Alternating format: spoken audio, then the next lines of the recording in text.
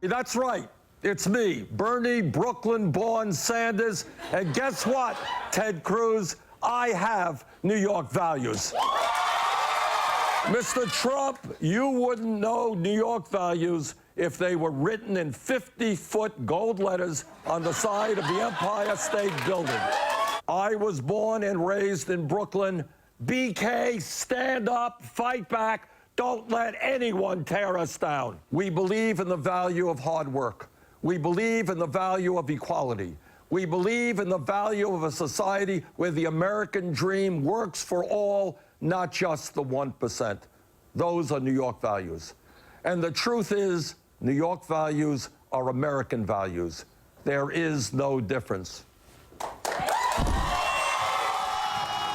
You know, it's amazing that he can sort of play with that Brooklyn accent that way. You almost believe he does a good one. There. He does a good one. Yeah. Seriously. Yeah. Because he's from Vermont. He's not from Brooklyn, right? I know. Isn't he? Or yeah, he was born on a farm about 30 miles north of Burlington, I think. Right up at the border. Yeah, right there. You know, almost French Canadian. Yeah. Yeah. Anyway, with us now, the wife of Democratic presidential candidate Senator Bernie Sanders, Jane Sanders. She's a political advisor to the campaign and the former president of Burlington College in Vermont. So you must have met him when you went up and visited his family farm, right? I did, of course. Yeah, exactly. You know, we milked the cows. Yeah. Could we change the whole Google thing about how you guys both grew up in Brooklyn down the street from one another?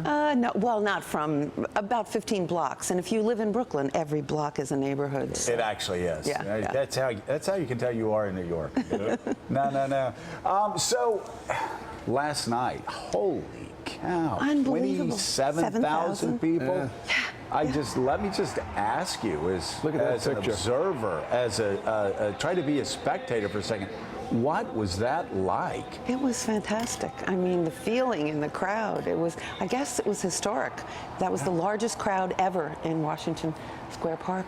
Yeah. So it was wonderful. So, go ahead, Mike. well, when you see a crowd like that, when you're standing up there, I mean, we were talking about this earlier, it's got to give you a feeling of, hey, we're in this thing until the end. We're not going anywhere. Yes, it does. It does. And, you know, I mean, having it be here in New York, it's just a different energy. And outside is always really nice.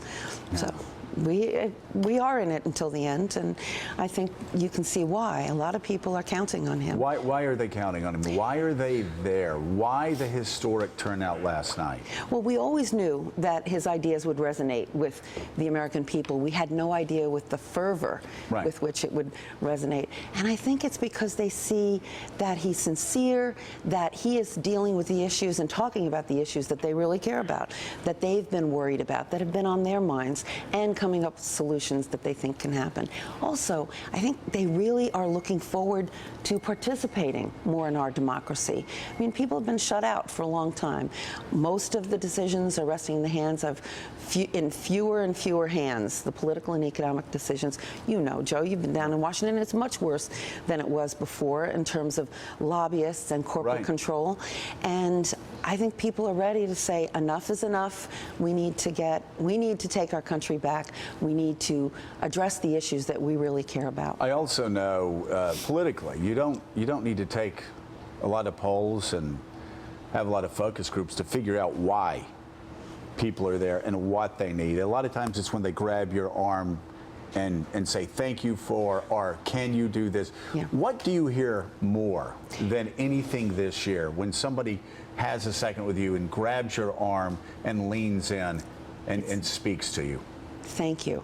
Thank you for speaking for us. Thank you for taking the time, for representing us. You're speaking to my heart.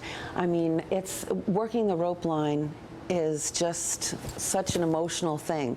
You're meeting people that are so hopeful. You walk away humbled and feeling that we can't let them down. That's almost always, as we leave, we're thinking, we can't let them down. We have to address the things that they care about. We have to represent them. So given where you are at the moment, which is a bit behind Secretary Clinton in pledged delegates, and we've all seen the polls in these next few states, How do you not let them down? How do you win this thing and get the nomination in the face of what appear to be somewhat long odds at the moment? I think momentum.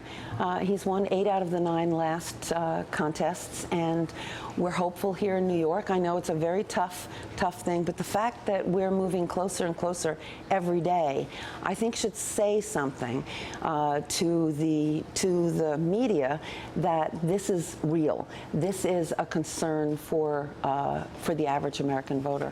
So how do we not let them down? We continue to give voice to the concerns about income inequality, about the lack of an affordable higher education or housing, that we want a higher minimum wage, which we're really thrilled that New York just did. And then just keep on going. Give everybody the opportunity to vote for what they want.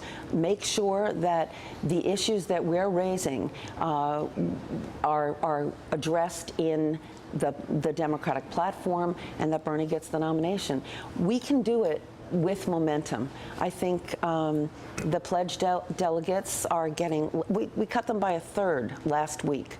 So if we keep on going with this momentum, we can cut them and cut them. Now, I don't think anybody's going to get the amount of pledged delegates they need when we walk into the convention. And if that happens, then I would expect that people would be looking and saying, who's the stronger candidate? And every poll shows that Bernie's the stronger candidate against all the Republicans, and that's only going to get better. You don't think that Hillary Clinton will have the number of pledged delegates to secure the nomination going into the convention? Going into the convention. I think she'll be just short, and we'll hopefully be just short. And I think then we'll have a discussion about what the best way to go. Because of the superdelegates. Yeah, The superdelegates. You take them off the table. It's Well, a they very haven't different voted race. yet. They haven't voted yet. Yeah, and both establishments right now have their backs up against the wall relative to the process. And you've commented on the process, particularly with the Clinton charge that, you know, Bernie's trying to rig the system. You've admitted, we knew what the rules were going in, unlike Yes. some on my side who seem to forget that the rules were there beforehand. But that's fine. But you seem to admit that. You have a much more optimistic viewpoint of this process in terms of the potentiality of going into this convention a lot closer. How does that play itself out? Particularly given what Steve noted here, you're down in New York right now. Okay, the numbers may close, but you're still down.